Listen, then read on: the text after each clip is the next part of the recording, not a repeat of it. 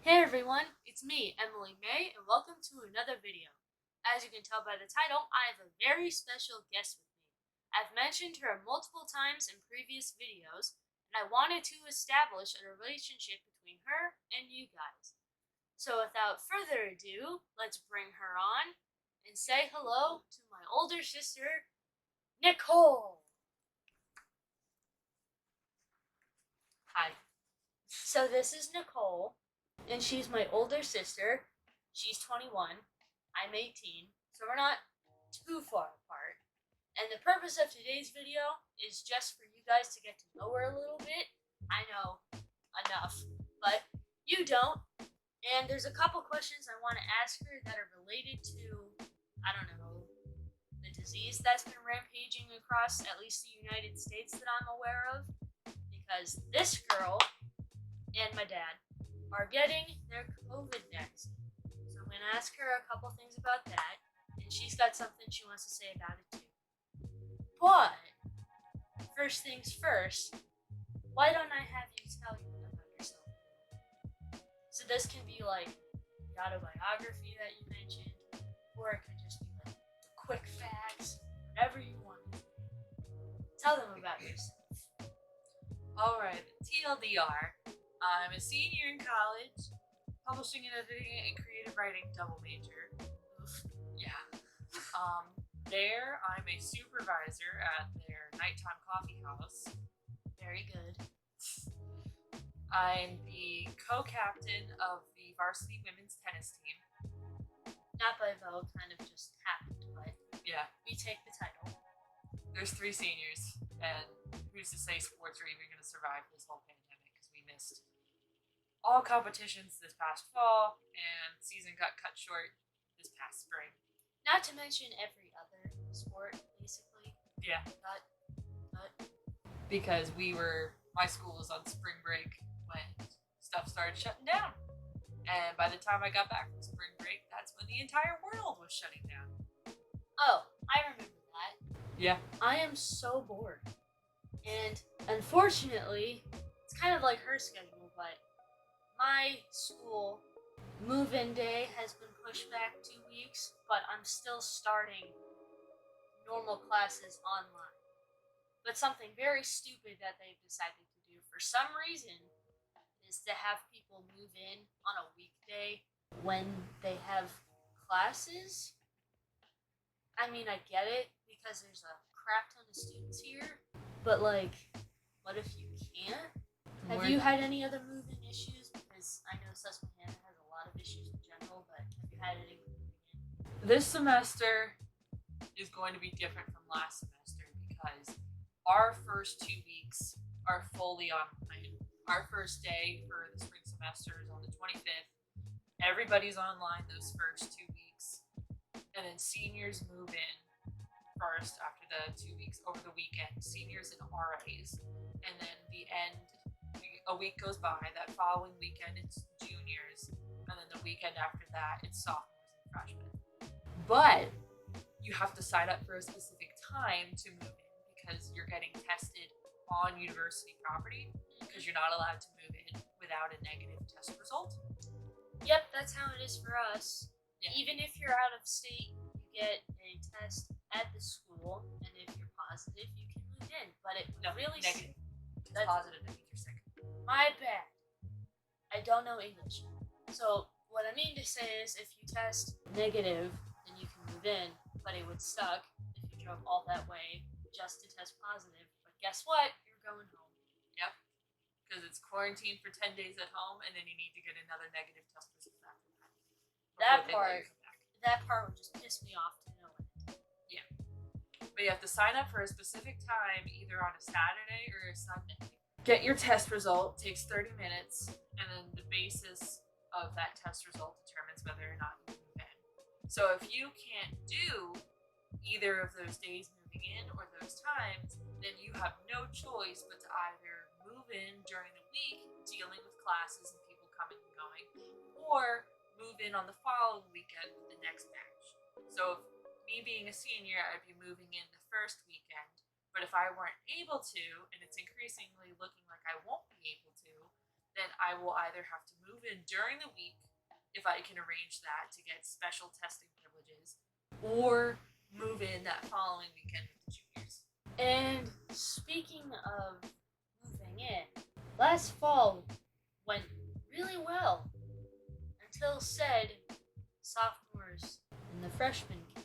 Now I am a freshman, and Bloom was fine. Yes, everything was online, but I was still able to stay on campus. But based on her stories alone, those underclassmen at Susquehanna, and if you know who you are, you know exactly who she's talking about. But they caused some problems, didn't they? Yep. You don't have to go on and on because I got the full story, but just the gist was They did a staggered move-in in the fall too.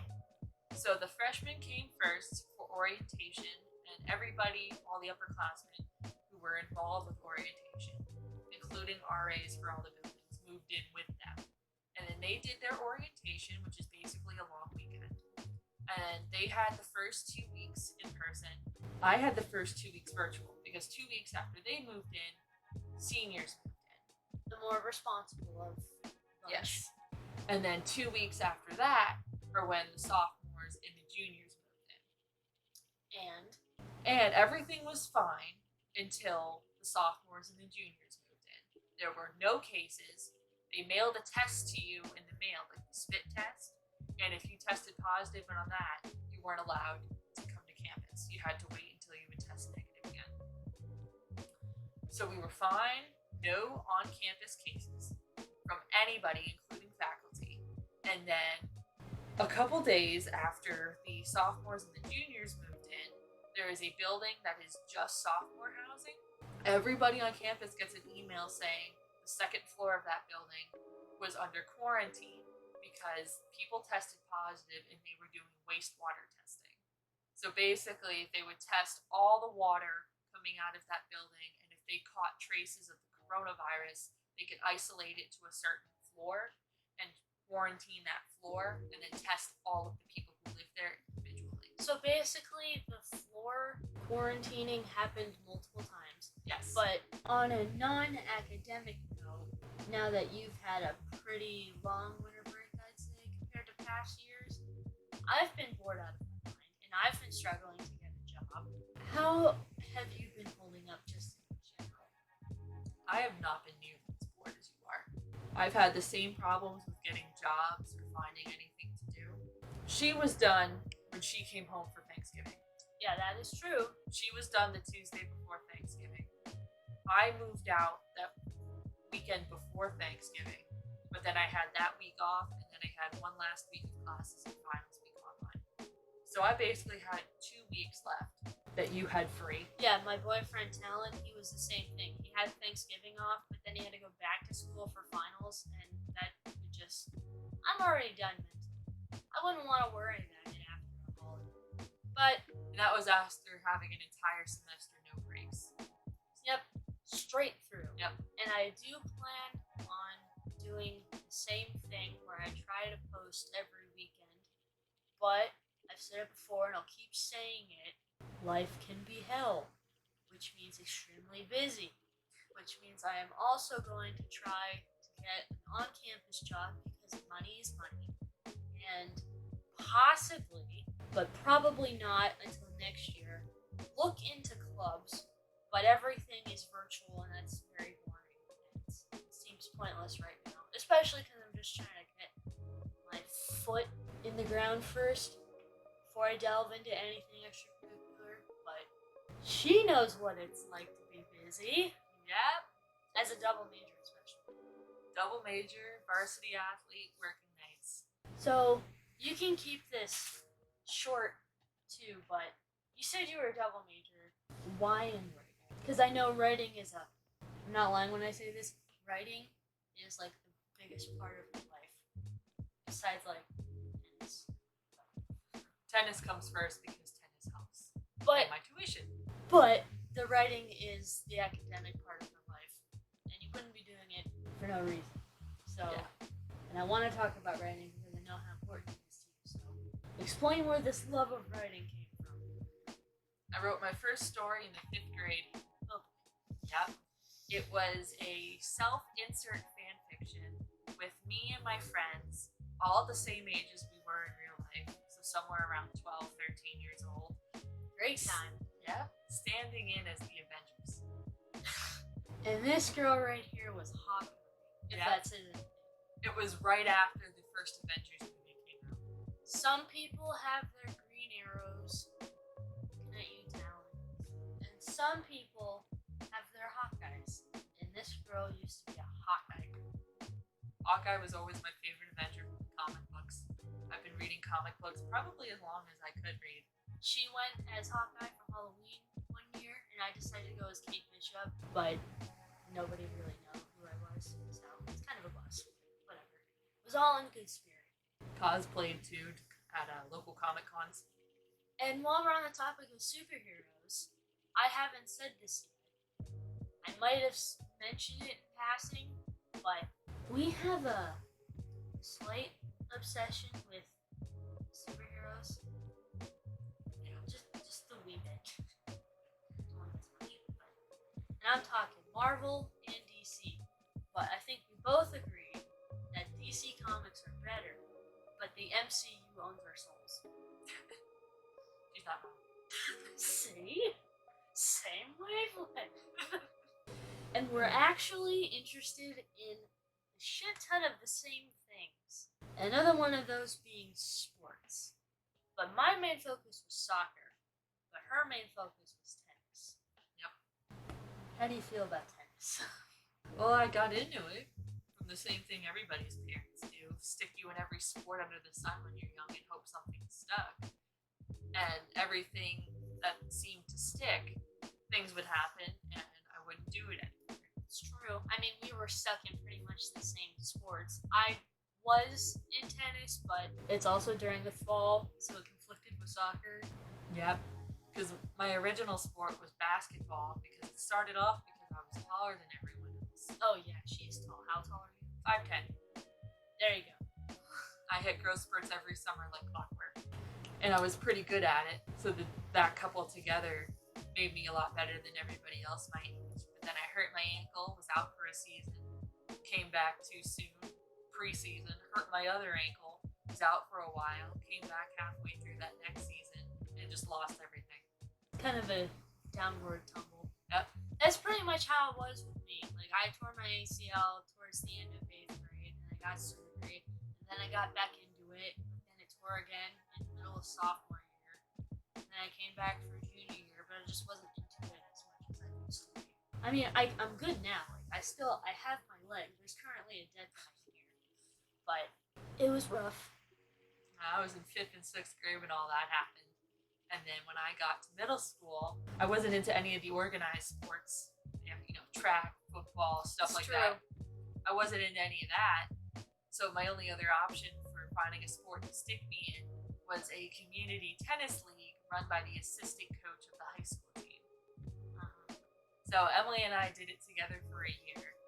And then Emily quit to focus on soccer because of conflicting seasons. And I stuck with it. And she is damn good. You have to take my word for it. So I stuck with it, went off to high school, didn't even make the high school team my freshman year. I didn't play freshman year either. Our tennis team was really, really good. We consistently went to states. So I was okay with that. I was manager my freshman year, and then my sophomore year, I kicked off a senior. Which must have felt great. Oh, it was great. I didn't like it either. Because you can only have so many people on a roster. And then junior year, started playing varsity, and then by my senior year was full varsity.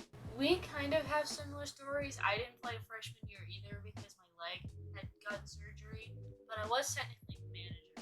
And then sophomore year was like my peak in high school. It's really sad when your peak's at 16. But then I tore it again. And then junior year was like slowly building back up. And then senior year happened, but I was just varsity. But it's not like I played a whole lot. But at least you had some luck. And speaking of sports, another thing that I think is pretty admirable that you do that I think I should mention is the fact that you do ski patrol. We both ski. We probably learned how to ski before we could learn how to walk. You've been a ski patroller for how long now? This current season, the 2020-2021 season, is my 5th year as a full patroller. And then there was a year before that where I was in training, where it was just kind of, if you happen to be there training and something happened, you could stick around and watch. You just couldn't get involved. So technically 6. Technically. But 5, like with the code. The test and I remember the training was a bitch because you would go after school. Yep, so first, the winter of my junior year of high school is when I did physical training, which is evaluating your ability as a skier and teaching you how to pull a toboggan, which is how we get injured people from the hill to the first stage room. So that was from whenever the mountain opened. I think that year they opened right after Christmas or New Year, somewhere around Christmas, to March, beginning of March. They tested us, and then the medical training, that was the fall of my senior year of high school. That started end of August, beginning of September, and went through right before the resort opened for the winter, so middle of December. So I was doing EMT courses because I'm also an EMT. You know, being a patroller makes you an EMT. So she can save your life. Forget that. It's come up in public. Good stuff to know.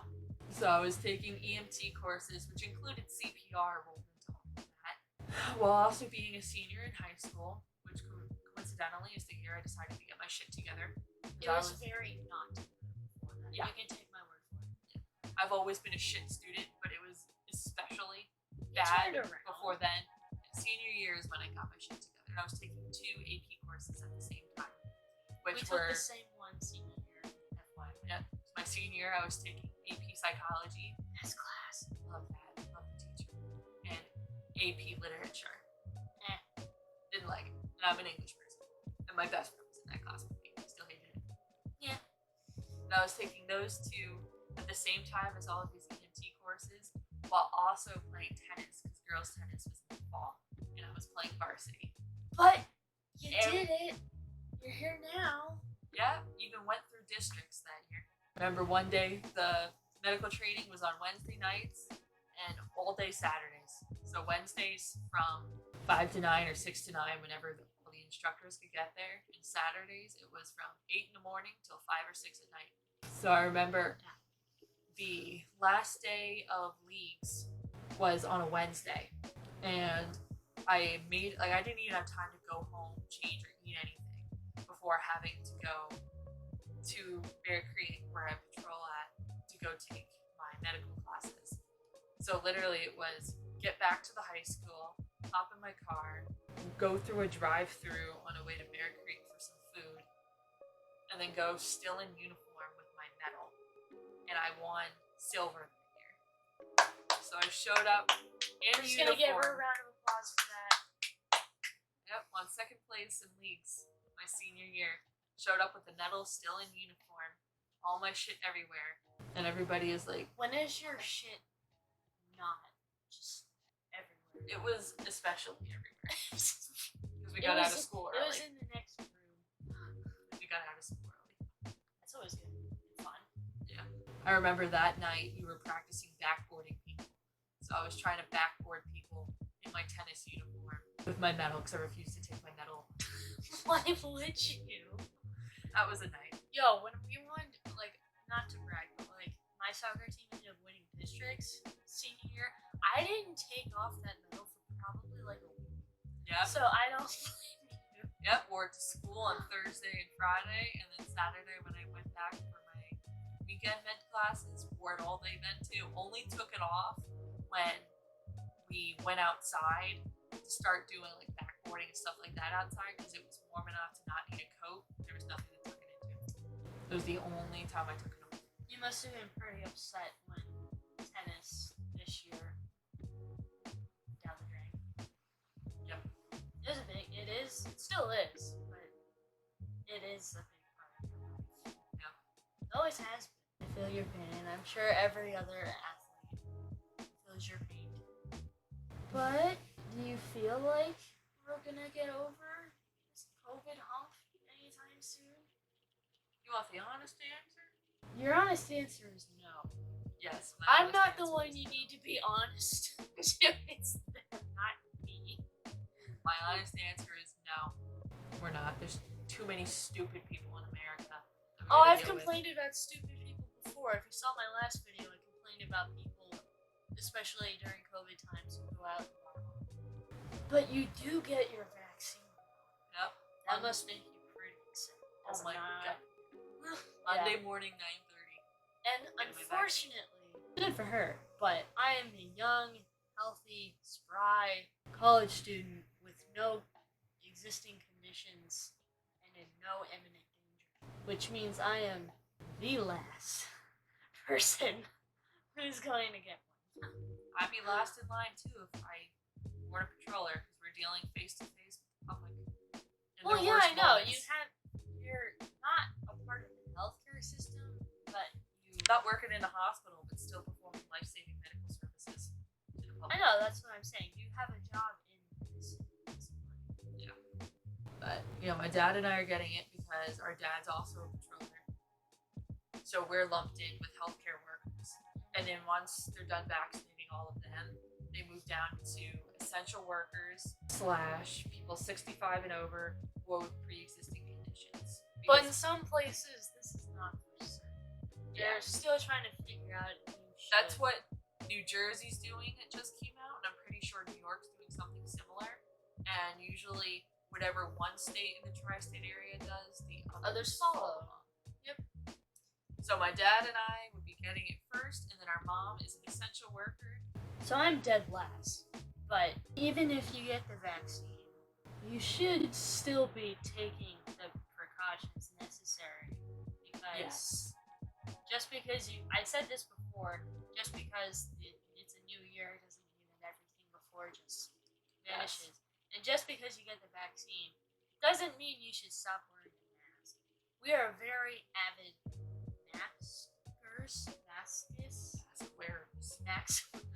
mask wearers, and we like enforcing the rule when given the opportunity, I guess. Because we're really avid about the whole safety thing. Like, when was the last time you saw someone from here? I haven't seen my friends from back home in person since the 4th of July party I have every year. And it was, I wouldn't even call it a party. Yeah, it's more like a gathering of friends. Because it was fewer people than I'd normally invite, strictly outdoors, strictly separated. If you had to come inside for like the bathroom or whatever, mask up.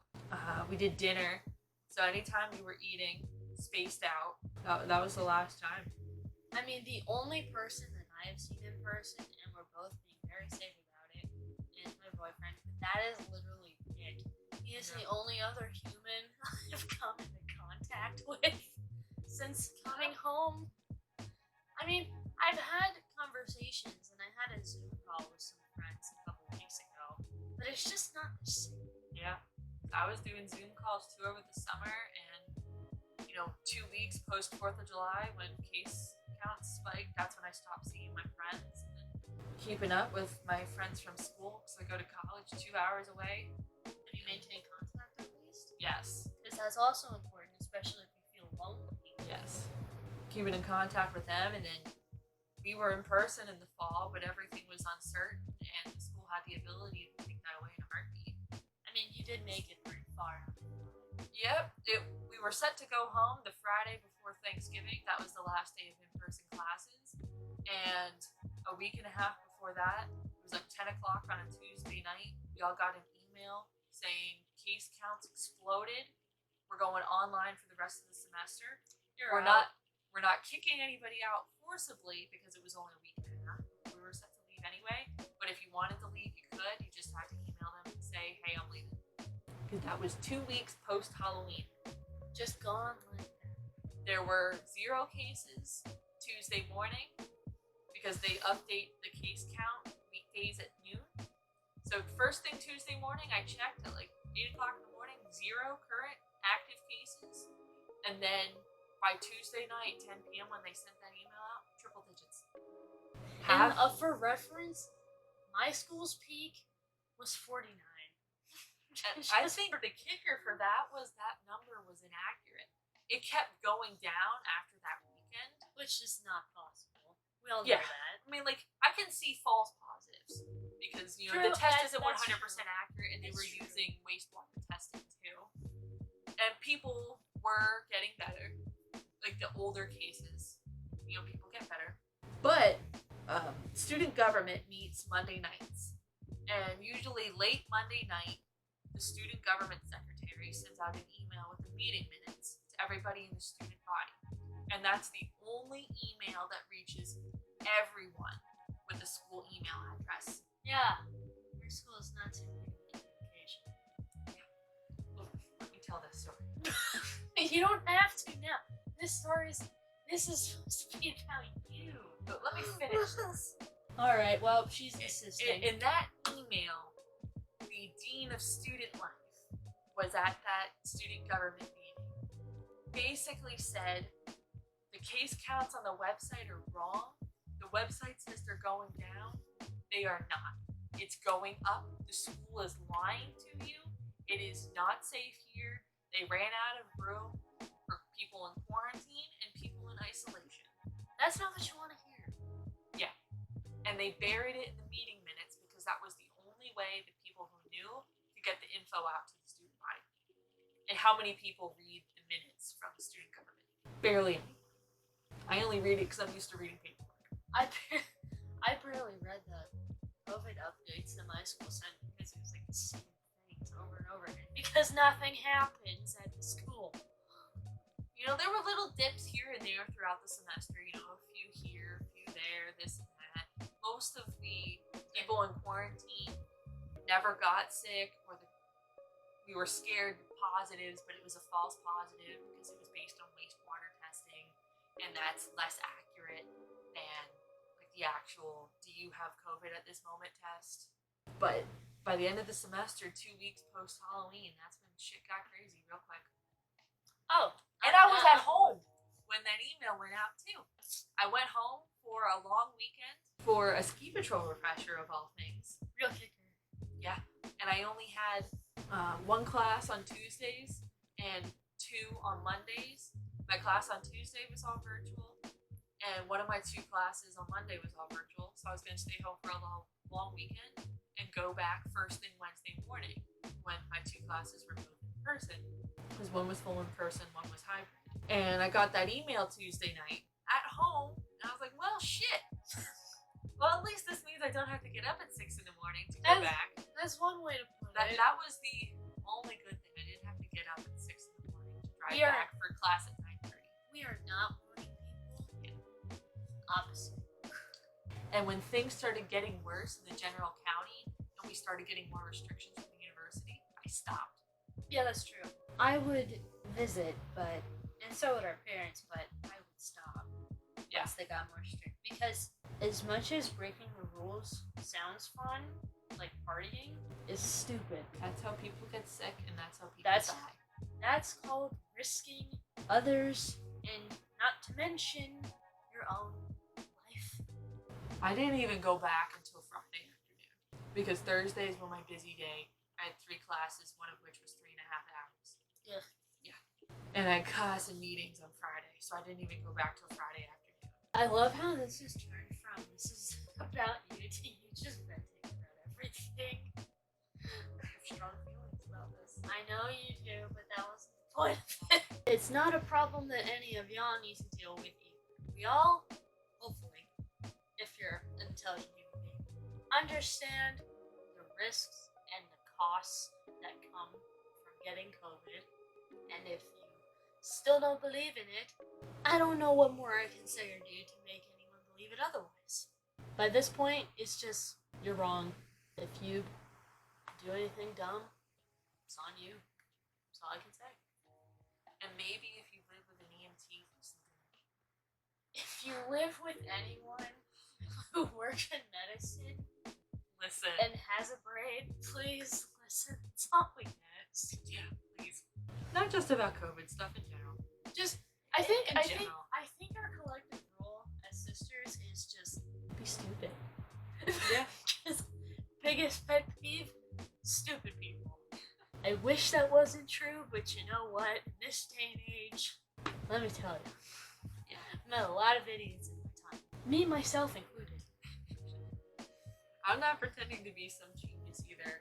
I've been failing school most of the time I've been in school. This is just common sense. This is just opinions. I hope you are all aware. None of this is factual, except like the mask wearing science proved it. But you know what I mean. All that we ask, I've been asking, and all that we ask is please wear a goddamn mask when you're near other people, even if you're outside. And anytime you go into places where you're gonna be near people that you don't know. It's only acceptable people you live with. In your own home. In your own house. Is that too much to ask for? Fuck no. That's all anybody's been asking for since this past March. Exactly. That's all Fauci's been saying since this past March. I did mention the man himself, the man, the myth, the legend, Dr. Fauci. Smartest guy we've got. If you're not going to listen to anyone, at least listen to him. Please. Please. I want to stop begging by this point. I hope you genuinely enjoy this video and learned something from it. And if anything, I hope you learned more about her, because I wanted to have her in a video like this before I do anything else with her, because I felt like it wouldn't make sense to just have her randomly come on and be like, hey, person, she's with me now and she's doing this. I hope you enjoyed the video, and I hope that stay tuned, because I'm going to try to stay consistent despite school starting. I have a few extra weeks than I was anticipating, and I hope to be back on this consistency train.